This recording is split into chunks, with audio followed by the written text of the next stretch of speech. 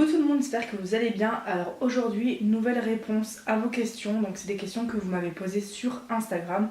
Vous avez été quelques-uns à m'en poser et je vous en remercie. J'avais dit que je répondrais dans une vidéo YouTube et ça sera pour du coup l'année 2026. J'avais dit que c'était plutôt pour cette fin d'année 2025, mais en vue des questions, je crois que c'est plutôt pour 2026. Et également que je serai face caméra en train de me maquiller, mais j'ai pas eu l'occasion finalement.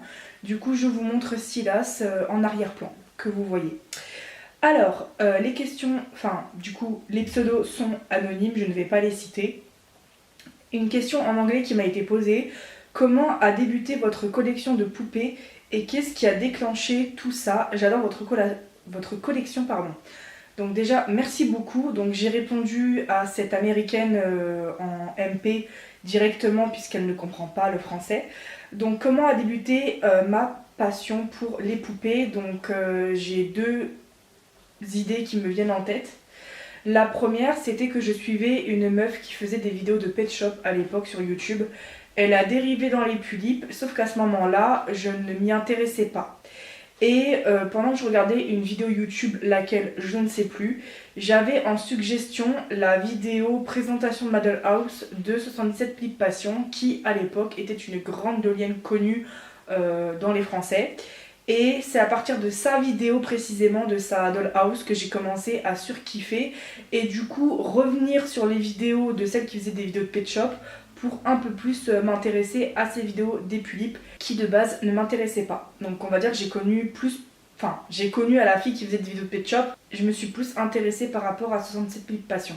Ta tulipe préférée? Alors j'en ai pas mal que j'aime énormément plus que les autres. Sentimentalement, si je devais en choisir qu'une, je dirais Romane. Maintenant, au niveau du physique, je dirais plutôt Amena ou encore Erania. Maintenant, pour le côté sentimental, ça serait Romane. Donc, je choisirais Romane, mais si j'aurais pu choisir quelqu'un d'autre pour le côté du physique, donc du maquillage, ça serait Amena, vraiment.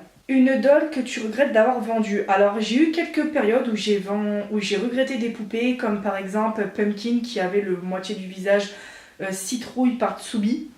Je l'avais refaite en full citrouille mais ça n'avait rien à voir, donc elle je l'avais regrettée par moment. J'avais regretté une des versions d'avant de Cole qui était un Topaz Création. Qui d'autre que j'avais regretté d'avoir vendu? Un petit peu ma première Pulipukichan semi-FC par Ayen, mais qui va le redevenir. Si vous avez écouté ma vidéo de son déballage. Je sais qu'il y en a d'autres que j'ai regretté d'avoir vendu. Mais aujourd'hui, il n'y en a aucun que je regrette vraiment d'avoir vendu en fait. C'est plus des petites périodes où je regrette en vite fait. Et quelques jours après, c'est bon, c'est passé. Même si des fois, ça fait les montagnes russes, ça revient, ça part, ça revient, ça part. Si vraiment j'avais eu le choix d'acheter à nouveau une poupée que j'ai déjà eu dans ma collection, honnêtement je sais pas si je le ferais, à part excepter ma Yuki-chan. Enfin je l'ai pas racheté à sa propriétaire à qui je l'ai vendue, mais la deuxième version de la Yuki-chan je l'ai achetée moi-même. Donc pas forcément on va dire. Ta chose préférée dans la passion? La customisation. Tu es en couple? Oui, et ça fait 2 ans. Des projets hors poupée? Alors dans ce cas-là, c'est pas des projets, c'est des choses que j'aime autres que la passion. Et du coup, je les collectionne. Quelle est ta marque favorite de maquillage? Pourquoi? Alors, ça dépend de la catégorie. Si c'est du coup... Vous savez quoi? Je vais vous les montrer, comme ça vous aurez un visuel. Alors, on va commencer dans la catégorie tout ce qui est fond de teint, etc. Moi, il faut savoir que j'ai des petites imperfections, mais je n'ai pas une peau vraiment acnéique. Donc je n'ai pas besoin forcément de mettre du fond de teint à proprement parler. Et ce que j'aime pas, c'est d'avoir du fond de teint sur tout le visage. Parce qu'après, je le sens, même si j'ai d'autres produits pour matifier ou une base de teint, etc. Bah je le sens quand même, donc j'aime pas trop. Mais j'ai un effaceur. Donc c'est un correcteur multi-usage de Maybelline, je l'ai pris en teinte 1 et je trouve que ça fait le job. Donc je vais vous l'ajouter dans la vidéo pendant que je parle, donc c'est celui-ci. Ensuite pour le blush, alors j'adore la marque Rare Beauty. De base je ne suis pas fan des blushs liquides, je préfère ceux en poudre, mais j'avoue que ceux de Rare Beauty, donc Selena Gomez, ils sont vraiment très beaux, pigmentés en intensité. Par contre il ne faut pas mettre de gouttes même si ça paraît très peu parce que vraiment ça vous prend toute la joue et c'est horrible. Une petite goutte ça suffit, vous estompez, mais vraiment les Rare Beauty ils sont vraiment super beaux sur ma peau. C'est ceux qui me donnent un meilleur rendu par rapport au blush. Du coup j'en ai deux, avant j'en collectionnais plein mais je les ai donnés parce que c'était pas des teintes finalement que je voulais mettre sur ma peau. Donc je dirais Rare Beauty. Après j'aime beaucoup ce blush là de chez Dior, c'est le Rosy Glow, la teinte 001 Pink. Alors plein de gens l'ont critiqué en disant qu'il était quasiment inexistant sur les joues. Moi franchement avec mon pinceau j'applique 2-3 coups de pinceau et ça fait le taf sur mes joues. Il est vraiment très joli. Donc je l'ai quand même un petit peu entamé, un petit peu. Et troisième marque que j'aime, c'est Shiglam. Alors du coup, avec la collaboration, donc gros disclaimer, parce que je sais qu'on va attraper ma veste. Et littéralement, si on attrape ma veste, je vais vous envoyer péter. Dans le sens où j'adore l'univers Harry Potter, mais je ne cautionne pas qu'est-ce que la créatrice, c'est-à-dire J.K. Rowling, un truc comme ça, a dit. Je ne cautionne pas ses propos, maintenant je ne vais pas m'arrêter d'aimer Harry Potter ou les produits en rapport avec la saga Harry Potter. Donc j'ai un blush de l'univers d'Harry Potter en collaboration du coup avec Shiglam. Je vais vous le montrer, il est très beau. Voilà, je fais la part des choses entre ce que J.K. Rowling a dit, l'univers d'Harry Potter. Voilà. Parce que dans la passion, il y en a plein qui ont peur de montrer leurs vêtements Harry Potter ou leurs figurines, leurs objets, parce que bah ça rappelle la polémique qu'il y a eu avec la créatrice.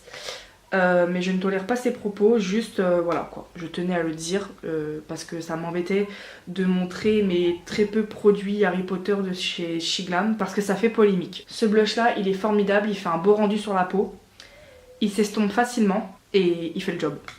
Il est vraiment très peu pas cher, très peu cher plutôt. En blush je crois que j'ai fait le tour. Je vais passer au fard à paupières, aux palettes. Moi c'est une marque que j'aime quasiment dans l'intégralité. Il s'agit de Martin Cosmetics. Je vais vous montrer un exemple de palette que je possède d'elle. Alors c'est un budget. Par contre ce que je peux en dire c'est vraiment le côté pigmenté et opaque. Ils sont vraiment super beaux. Donc du coup les fards Martin Cosmetics ça coûte très cher. 40, 50 euros, 60 euros la palette. Mais vraiment en termes de qualité, de tenue, d'opacité et que c'est opaque. Vous en avez pour votre argent, vraiment j'adore cette marque là et pas que dans les palettes. Un autre exemple que j'aime beaucoup, je l'ai quasiment pas touché, c'est vrai parce qu'en fait j'ai tellement de palettes que ben du coup j'ai des palettes qui ont été très rarement utilisées, mais j'aime beaucoup Fenty Beauty. C'est l'une des marques comme Martin Cosmetics qui me laisse pas sur notamment comme j'avais expliqué en story à l'oral.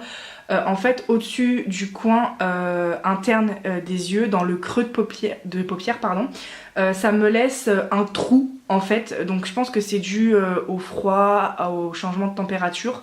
Ça me le fait beaucoup moins sur l'œil gauche et c'est vrai que les fards de Fenty Beauty ou de Martin Cosmetics ça tient superbement bien sur mes paupières. Voilà. Ah et aussi très avantageux comme point, ce n'est pas poudreux parce qu'il y a beaucoup de palettes, notamment celles de chez Action, Shiglam, Nocibé, c'est l'une des pires et j'ai ces marques là donc je sais de quoi je parle.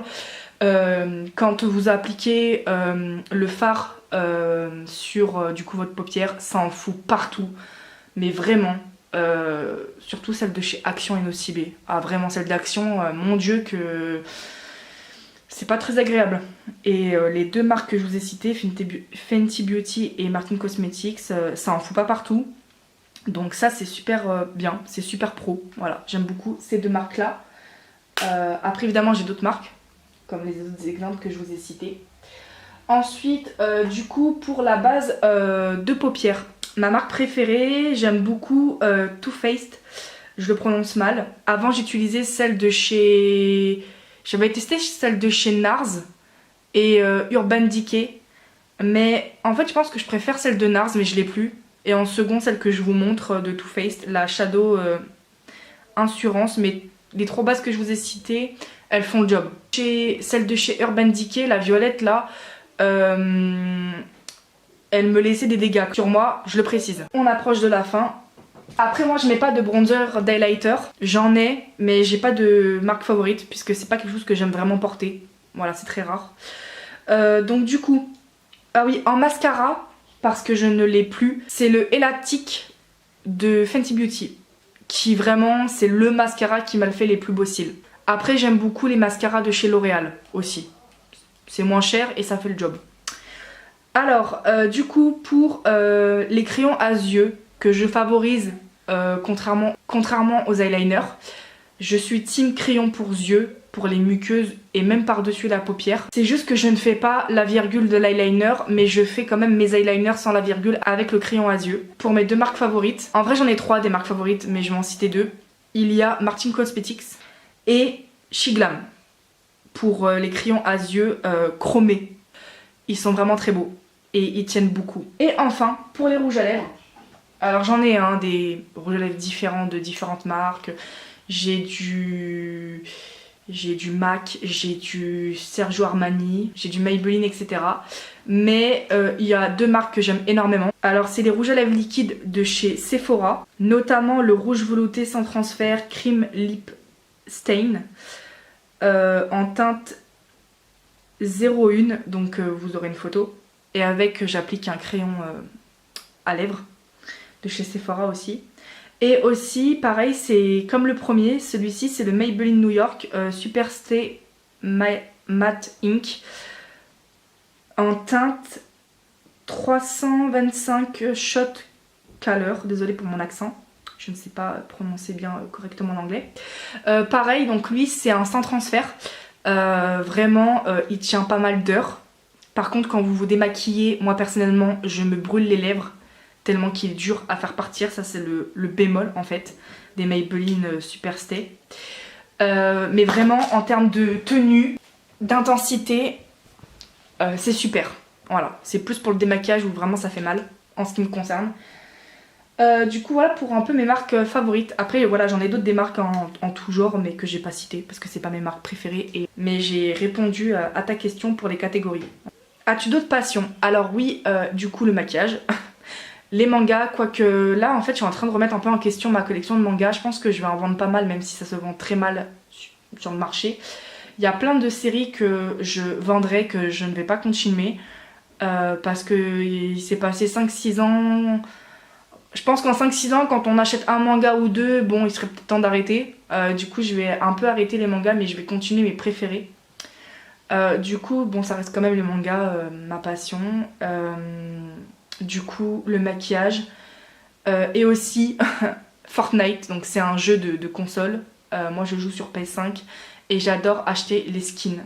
Voilà, pour si ça vous parle, bah vous savez de quoi je veux parler. Voilà, c'est pas une passion Fortnite, mais c'est quelque chose auquel j'achète énormément et trop en argent. Donc je dirais ça. Si tu devais garder qu'une poupée, ce serait laquelle et pourquoi? Dimitris. As-tu des projets personnels qui comptent pour toi à réaliser l'année prochaine? Donc du coup pour 2026. Alors avec mon compagnon, on aimerait se lancer dans une maison. C'est impératif et il y travaille dessus. C'est juste que ça tarde un petit peu. Donc avoir une maison. Et honnêtement à part ça, à part continuer mon travail, après j'ai d'autres projets personnels à faire mais qui ne dépendent pas de moi et qui ne se fera pas sur l'année 2026. Comme par exemple, j'aimerais beaucoup me remarier à nouveau, avoir une maison. Je pense que ça se fera sur l'année 2026. Et rapatrier toutes mes poupées dans ma future maison si je l'ai. Pareil, ça ne dépend pas de moi. Parce que voilà, le 3/4 de ma collection est chez mon père et j'ai pas la place dans mon appartement. Voilà, on n'a pas la place, on est sans dessus dessous, on a des cartons partout, c'est horrible. Enfin, vraiment, il n'y a pas de place. Faut bouger de là, quoi.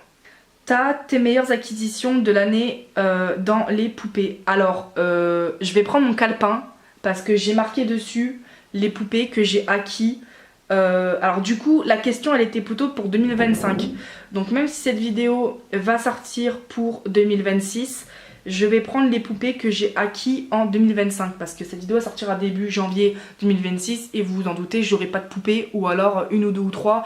Et c'est pas assez suffisant pour... faire la globalité de l'année 2026 pour vous dire mes meilleures acquisitions. Alors j'ai eu plein d'acquisitions mais mes meilleures auxquelles j'ai été le plus sentimentale de les avoir et que je les ai plus aimées, je vais vous les citer.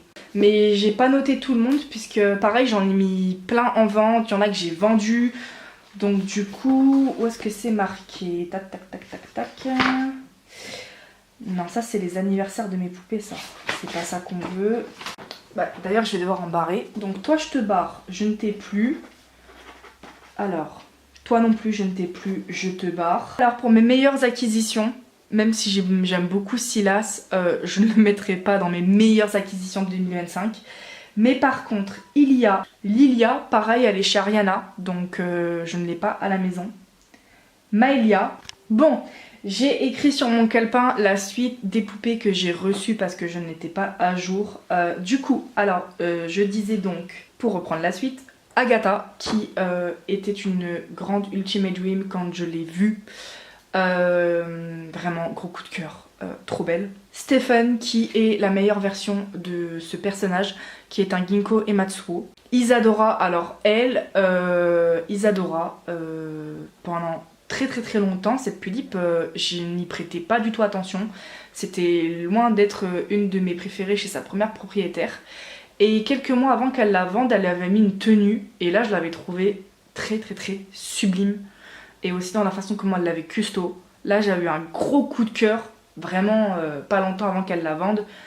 Et j'ai fait waouh, elle est sublime. Et je pensais pas du tout la voir. Donc elle, vraiment c'était vraiment un big projet à choper. J'ai eu la chance de la voir franchement. Et elle m'est très sentimentale, donc c'est une de mes meilleures acquisitions. Et Aragon qui a été aussi un grand coup de cœur de la part de Nendolls.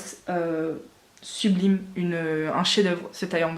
Après il y a une autre poupée que je pourrais vous dire, mais comme c'est une poupée mystère, je ne dis rien à propos de cette poupée là. Et donc du coup je ne peux pas, elle ou il, le compter ou la compter. Voilà, je ne peux pas vous le dire. Et peut-être ça sera ou non une de mes meilleures acquisitions de l'année de 2025. Je ne sais pas encore moi-même puisque ce projet n'a pas été réalisé. Malgré que je l'ai payé. Comment te sens-tu dans ta nouvelle vie dans le sud? Alors, y a des hauts, il y a des bas. C'est-à-dire que j'ai fait le choix de descendre dans le sud par amour. Et du coup, moi, il faut savoir que je suis vraiment pas famille à l'origine. J'avais quasiment pas d'amis. Je veux dire, en plus dans le sud, ben, j'ai personne. J'ai ni famille, j'ai ni amis. Enfin, c'est que du virtuel après. Donc, je me sens... Il y a des moments où je me sens seule. D'une part parce que je sors quasiment pas. Donc ça va, des fois ça va pas. Enfin, ça fait les montagnes russes, disons. Et puis moi, il faut savoir qu'à l'origine aussi, je n'aime pas le soleil. Je n'aime pas la plage. Et dans le sud, vous n'avez que ça. Il n'y a jamais de neige, hein, c'est pas les montagnes. Enfin, c'est le sud, quoi. Donc du coup, je suis plus près de l'Espagne que de Paris, vous voyez. Donc c'est vrai que ça fait un grand changement. Après, on s'y fait. Voilà, donc ça va, même si je me sens seule par moment. Des projets dans ta vie perso, du coup j'y ai répondu. Penses-tu que la commu poupée était mieux avant? Alors oui, déjà en termes d'entraide, il y avait moins de cassos aussi, hein, des gens là qui vous font des problèmes pour rien. Hein, des gens qui parlent sur votre dos, qui vous inventent des vies. Peu importe la personne en fait, je veux dire, il y avait beaucoup moins de problèmes avant. Et les gens s'aidaient beaucoup. Voilà, c'était beaucoup. Les gens avant, notamment sur Instagram, ben, ils répondaient à tout ce que vous faisiez. C'est-à-dire, il y avait beaucoup de commentaires, beaucoup de likes, beaucoup de réponses aux questions, beaucoup de réponses aux sondages, beaucoup de personnes qui venaient vous parler en message privé. Et aujourd'hui, les gens s'en battent les couilles de tout. Ils sont juste là pour regarder vos stories et choper les poupées que vous avez, c'est tout. Voilà, un simple sondage, les gens ne sont pas capables d'appuyer, ça prend une seconde, ils ne sont pas capables de répondre à un questionnaire pour quel que soit le sujet. Donc oui, littéralement, la communauté était beaucoup mieux avant et moins problématique. Tu vas faire des salons d'Olien dans le sud. Alors, le salon d'Olien le plus proche de chez moi, c'est la Dolls Garden Party, mais c'est quand même à 2 heures de route en voiture. Ce n'est pas prévu. Donc j'y ai déjà pensé honnêtement, mais parce qu'il y aurait eu Ariana qui aurait été là-bas et il y avait eu aussi Ravin Gardens, même si je sais qu'elle a déménagé, qu'elle est à Lyon. Et ben Si vraiment j'irais, ça serait parce qu'il y a Ariana, la vérité. Voilà, c'est juste pour les stands et Ariana. Mais faudrait s'organiser, parce que du coup je travaille, c'est compliqué. Bon, ça va que je fais pas les week-ends, mais... Et d'ailleurs je crois que les salons se font le week-end, donc c'est pas prévu. Je suis assez renfermée par rapport à ça. Est-ce que tu aimerais organiser des rencontres? Pareil, ça m'a beaucoup traumatisé les rencontres. Ça m'a beaucoup affectée, j'en ai eu des traumatismes, j'ai été en dépression parce qu'il y a eu pas mal d'histoires sur moi, des choses qui étaient infondées, des choses qui étaient dites que j'avais pas fait ni dit. Et ça m'a beaucoup affectée, vraiment. Je suis pas rancunière, mais c'est des souvenirs que j'essaye d'oublier. Et que, bon, voilà. J'ai réussi à passer le temps, j'ai réussi à passer au-dessus avec le temps, mais vraiment les rencontres, à moins de... Je sais qu'il faut jamais dire jamais, mais je pense que pour moi c'est fini, littéralement. À moins que j'aille chez la personne dans son domicile pour faire une rencontre, comme j'avais déjà fait à l'époque une fois chez Fly Doll. Voilà, on était plusieurs à aller chez elle. Et moi aussi j'avais déjà ramené des amis chez mon père. Mais autrement dit, non, je veux plus faire de rencontres, ça m'a bien affectée. Ouais. Tes photos sont grave cool. T'as un appareil en particulier, enfin t'as un appareil particulier plutôt. Alors j'ai le Canon EOS 700D qui, je sais pas si tu as déjà vu mes autres vidéos, mais la qualité elle est bien endommagée. C'est un appareil photo qui a au moins 10 ans, donc souvent dans mes vidéos elles ont pas la même couleur que la réalité. Les vidéos et photos sont granuleuses, voilà, et même des fois il y a du vert, un peu du vert et du rouge si on zoome qui apparaît sur les photos, les vidéos, c'est vraiment horrible. J'ai le projet de changer d'appareil photo, d'ailleurs ça je l'ai pas dit, projet hors passion, un appareil photo, mais ça c'est des achats. Pareil, j'aimerais un nouveau téléphone, mais ça c'est un achat aussi. Voilà, donc en tout cas c'est gentil, mais c'est vrai qu'il est pourri, enfin il a fait son temps du moins, il est très abîmé. Donc voilà, j'ai répondu à toutes les questions. J'espère que cette vidéo vous aura plu. Elle sera très longue. J'ai baillé en même temps, je suis désolée, c'était mal poli. Donc moi je vous dis à plus dans une prochaine vidéo. Merci pour vos questions et j'espère que j'aurai répondu correctement et pas à côté de la plaque comme souvent je le fais. Parce que j'ai des problèmes de compréhension. Voilà, pour des choses simples que moi j'ai du mal à comprendre ou à répondre. Voilà, je vous dis à plus dans une prochaine vidéo. Salut!